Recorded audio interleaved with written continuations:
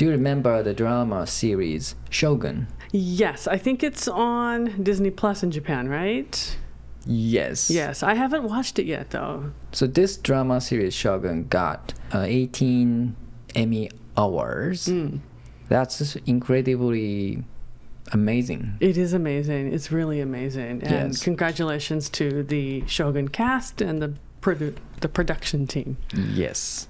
And Mr. Sanada Hiroyuki got acting honors, which is great. It is great because actually there's kind of been, in the last couple of years, I would say in America, there's been a discussion about Asians in Hollywood.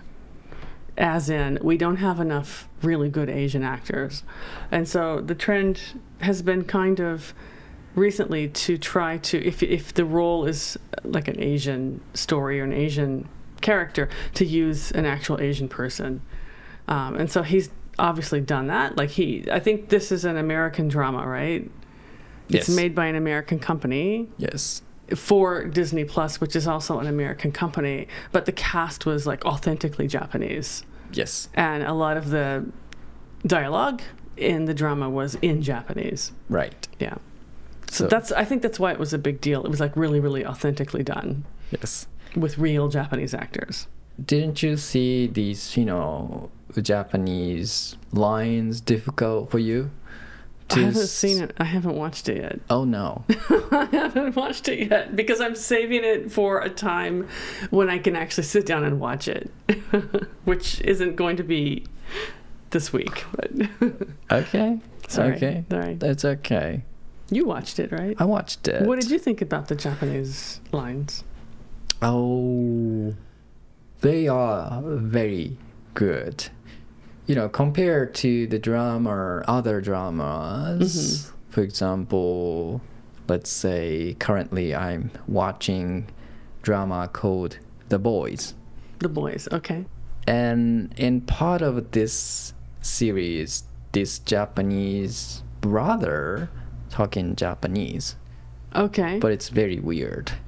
Of course, the Shogun's well done. It's no contest. Okay. Well, I mean, Sanada Hiroyuki is a really well-renowned actor in Japan anyway. Like, he's known to be a very good actor. So he's not an amateur. He's very professional. Yes. Right? And the fact that, like, they're using, like we mentioned, they're using Japanese actors for the Japanese characters is really, really great. Yes. But actually, this story is based on a novel, which I haven't seen the drama series yet, but I have read the novel by James Clavell, and the name of the novel is Shogun. So I mean, he's an American writer, and I don't know how much of the story is actually authentic. The story is based on a true story, but it's fiction. Yeah, it is fiction, yeah. But I just wonder, even though it's based on a true story, like, I don't know how good of a writer James Clavell was. I did read the book, but it was a very long time ago. It's an older book. I see. So I don't know. Like, Americans, when we write about Japan, like, if it's someone who doesn't know much about Japanese history, or who isn't, like, a specialist in Japanese culture and history, we tend to kind of, like, I don't know how to say it, like, we tend to glamorize Japan. Like, oh, everyone is a samurai and a geisha, and everyone walks around, looking gorgeous in kimono all the time. They kind of don't really understand the real history of Japan, or like what really happened, or the motivations for, the different wars and stuff. Yeah. And they don't really understand, like, what this daimyo and what the samurai were actually doing. So I don't know how much of the story is authentic. I think this is Shogun series very authentic. Okay, that's good. Because Sanada-san directed this, culture themes. Okay, good. So as long as there was a Japanese person involved in the production, not just the acting, then maybe it's okay. Yes. I have a question. Why do you think this Shogun series got Emmy Awards? Ooh, that's a really difficult question. I would say because of the authenticity, perhaps, of the story and the acting. The acting was probably really, really on point.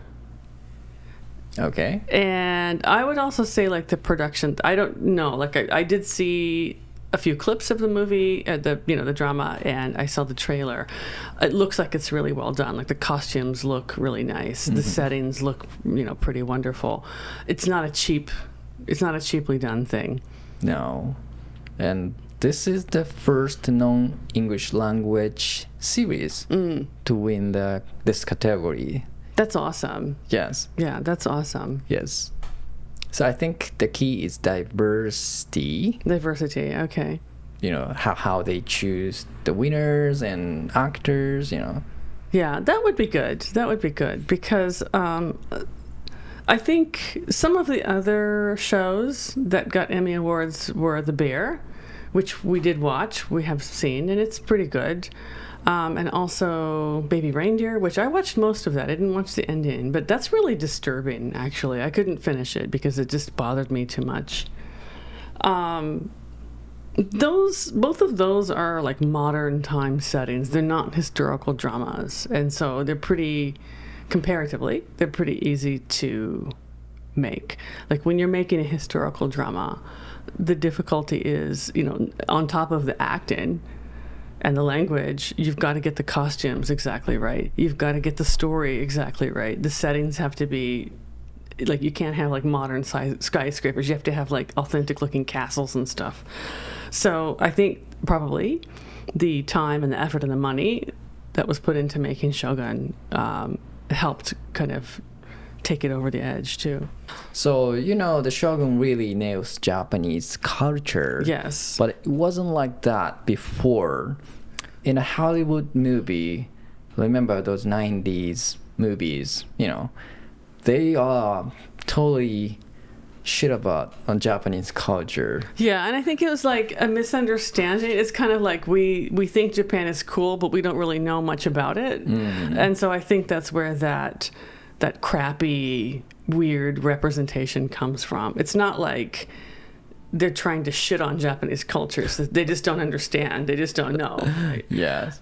So something like, you could see in a movie, there's a signboard. But the actual letters are not Japanese kanji. They're some kind of a weird Chinese characters on that. Yeah, that happens sometimes. Yes. So can we talk a little more about, those cultural difference in the 90s movies? Yeah, or even before the 90s. Like, this started much earlier than that, even probably in the 70s as well. Yeah, so a lot of it, I think, like when I was a kid, Godzilla movies were very popular. And the first ones were black and white, of course. But no one understood Japanese. And so they would dub those black and white Godzilla movies. They dubbed them into English. And the actors were Japanese and they're speaking, but what they're saying doesn't match the dubbed English. Yes. So it had like this really cheap looking effect of like they're moving their mouths, but what they're saying doesn't match their movements, right? And it always was that way, like, oh God, it looks really cheap. So I think that was one of the first images that a lot of people have of like showing Japan in Hollywood, or it wasn't Hollywood, it was actually from Japan, but Japan representation on the big screen. Okay. It's like bad Godzilla movies, badly dubbed. The movies were fine, the dubbing was bad. Yes. And also, I have recently watched one of a movie. The Tokyo in this movie was like a cyberpunk world. What's the name of the movie? Do you remember? Blade Runner? Black Rain? Oh, yeah, Blade Runner is like that, Yeah, too. it is like that. That's why I was asking, because I love Blade Runner, actually. It's one of my favorite movies. Yeah, Blade Runner. I think the movie I'm watching is Tomorrow World or End of the... Okay, like a futuristic kind of... Yeah, okay. Yeah, I thought you were maybe talking about Blade Runner because that's one of my favorite movies from that era. I know that it's not an accurate representation of Tokyo or Japan at all. Yes. It's kind of at the time, it was made to be a fantasy about the future, like a science fiction fantasy about the future, and what the world might look like in the future.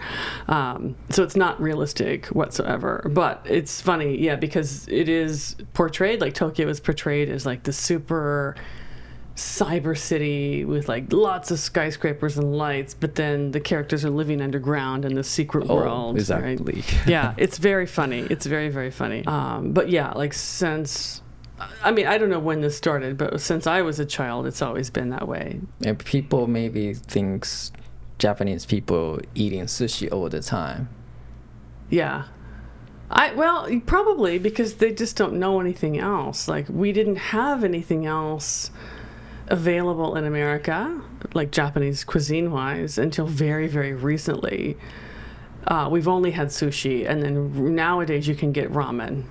So now it's ramen or sushi. You get a choice. But like, people don't know what is okonomiyaki, and no one knows, right? Well, some people know, but like yakitori is not really super famous either. Chawanmushi, no one knows this stuff. It's very not available. Yes. So.